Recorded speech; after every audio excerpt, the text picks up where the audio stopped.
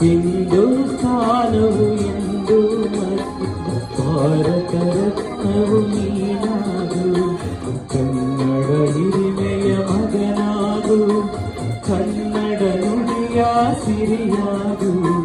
ಹಿಂದೂಸ್ಥಾನವು ಎಂದು ಮರೆಯದ ಭಾರತ ರತ್ನವು ನೀನಾಗು.